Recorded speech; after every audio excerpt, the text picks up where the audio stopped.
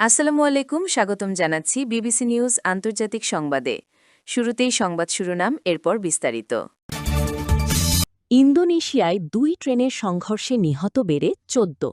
বছর জুড়ে যুদ্ধ চলবে, ইসরায়েলি সেনাপ্রধান।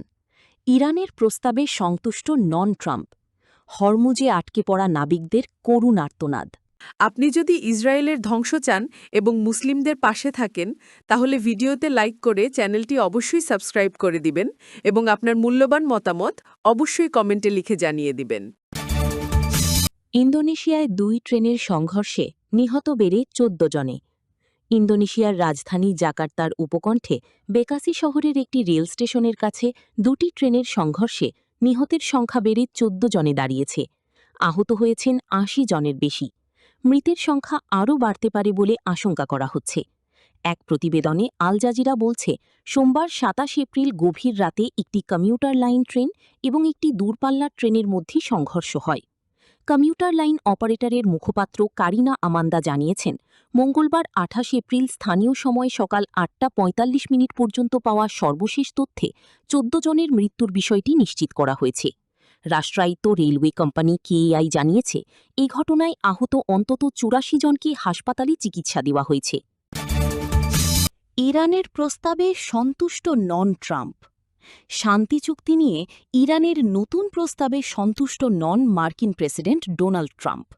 প্রস্তাবটিতে বলা হয়েছে, চলমান যুদ্ধ শেষ না হওয়া পর্যন্ত তেহরানের পারমাণবিক কর্মসূচি নিয়ে আলোচনা স্থগিত রাখা হবে।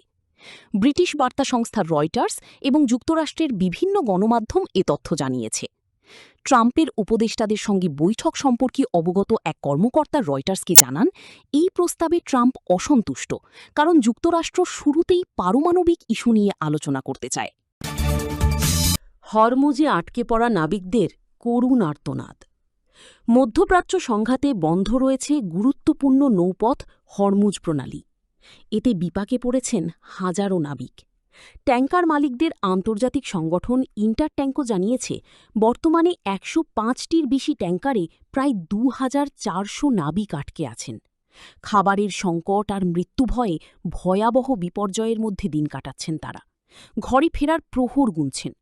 তবে প্রিয়জনের কাছে আর ফেরা হবে কিনা সেই নিশ্চয়তাও নেই। নাম প্রকাশে অনিচ্ছুক এক নাবিক বলেছেন, আমরা আটকা পড়েছি, যেন কারাগারে আছি।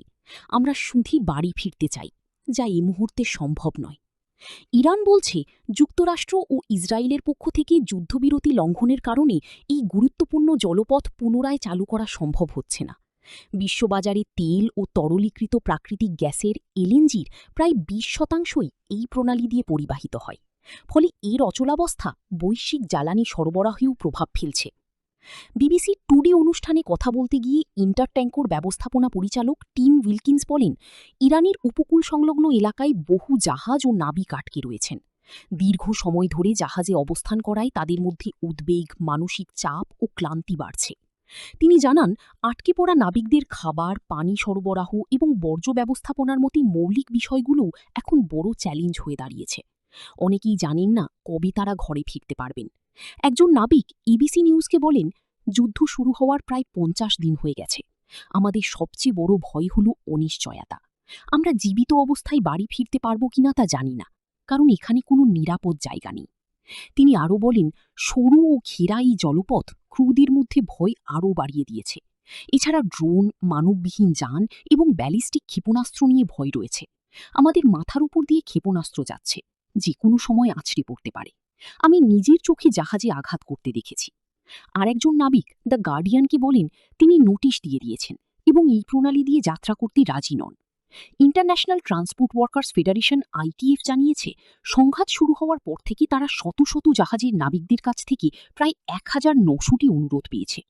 এর মধ্যে প্রায় ২০% ছিল দেশে ফেরত পাঠানোর অনুরোধ, বাকিগুলো জ্বালানি, খাবার ও পানি সরবরাহ নিয়ে উদ্বেগ।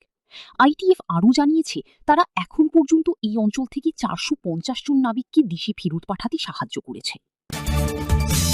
বছর জুড়ে যুদ্ধ চলবে, ইসরায়েলি সেনাপ্রধান। চলতি বছর অর্থাৎ ২০২৬ সালেও সেনাবাহিনীকে একাধিক ফ্রন্টে লড়াই চালিয়ে যেতে হবে বলে সতর্ক করেছেন ইসরায়েলি সেনাপ্রধান ইয়াল জামির। ইরান ও লেবাননের সশস্ত্র গোষ্ঠী হিজবুল্লার সঙ্গে চলমান সংঘাতের প্রেক্ষাপটে তিনি কথা বলেন। খবর আল আরাবিয়ার। সোমবার ২৭ এপ্রিল এক বিবৃতিতে ইসরায়েলি সেনাপ্রধান বলেন, ২০২৩ সালের ৭ অক্টোবর থেকে ইসরায়েলি সেনাবাহিনী একটি চলমান বহুমুখী সামরিক অভিযানে জড়িত রয়েছে। ২০২৬ সালও সম্ভবত এসব ফ্রন্টে যুদ্ধের বছর হিসেবেই কাটবে। এ সময় তিনি ২০২৩ সালের ৭ অক্টোবর হামাসের হামলার কথা উল্লেখ করেন।